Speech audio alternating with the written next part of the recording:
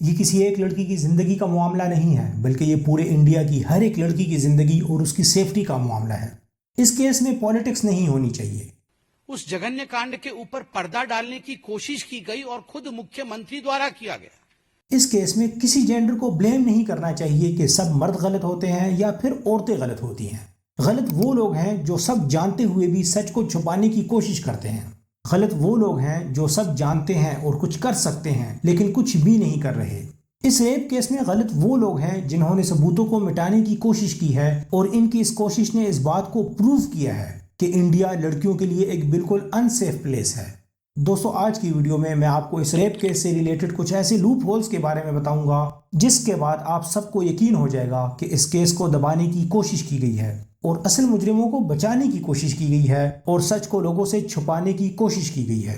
दोस्तों, do you know की videos में एक मरतबा फिर से खुशामदीद। 9 अगस्त 2024 रात के 12:30 पर ये 31 साल पोस्ट ग्रेजुएट ट्रेनी डॉक्टर 36 घंटे की मुसलसल ड्यूटी के बाद कुछ देर रेस्ट करने के लिए सेमिनार हॉल की तरफ जाती है और फिर दिन के 9:30 पर एक जूनियर डॉक्टर इस लेडी डॉक्टर को जगाने के लिए सेमिनार हॉल में एंटर होता है। लेकिन वो वहां का भयानक मंजर देखकर डर जाता है क्योंकि उसने ऐसा मंजर एक्सपेक्ट ही नहीं किया था।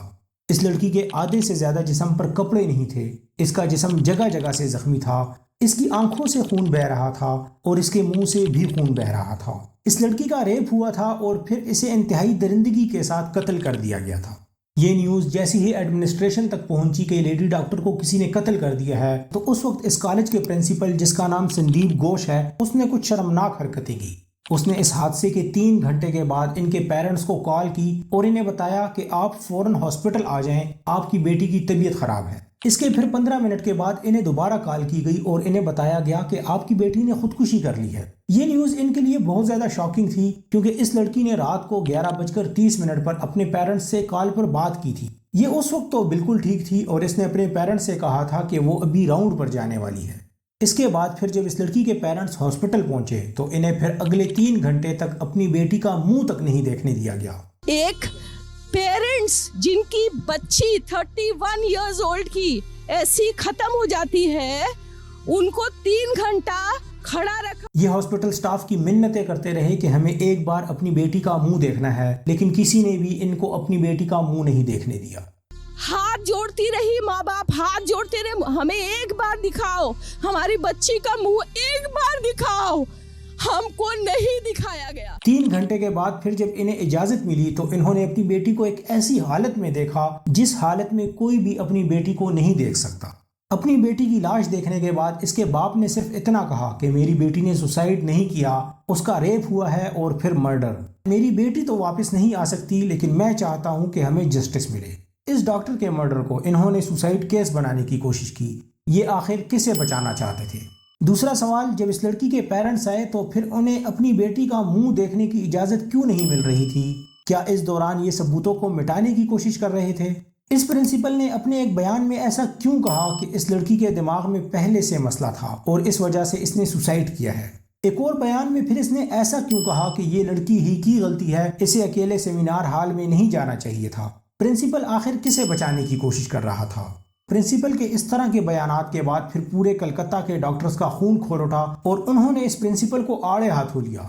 अब फिर जब मामला बिगड़ने लगा तो इस प्रिंसिपल ने बयान दिया कि मुझे सोशल मीडिया पर डिफेम किया जा रहा है और इस वजह से इस प्रिंसिपल ने रिजाइन दे दिया। लेकिन ये भी प्री प्लान्ड था क्योंकि इसके अगले ही दिन संदीप घोष को नेशनल मेडिकल कॉलेज का प्रिंसिपल बना दिया गया। अब इस प्रिंसिपल को कौन बचाने की कोशिश कर रहा था?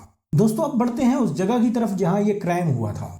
हमेशा क्राइम की जगह को फौरन सील कर दिया जाता है, लेकिन वहां पर ऐसा नहीं किया गया, बल्कि वहां पर तो रेनोवेशन स्टार्ट कर दी गई और वहां कोई भी आ जा सकता था। फिर जब पुलिस वहां पहुंची तो उन्होंने कैमरास चेक किए और पुलिस ने वहां पर मौजूद हर तरह के एविडेंस को करेक्ट करना शुरू किया।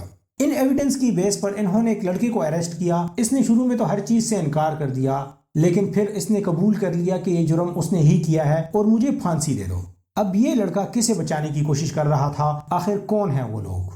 ये जुर्म में शामिल जरूर हो सकता है, लेकिन इसने ये काम अकेले नहीं किया क्योंकि ये ड्रंक था। क्योंकि जितनी बेदर्दी से उस लड़की को कत्ल किया गया है, उसने जरूर रेजिस्ट किया होगा।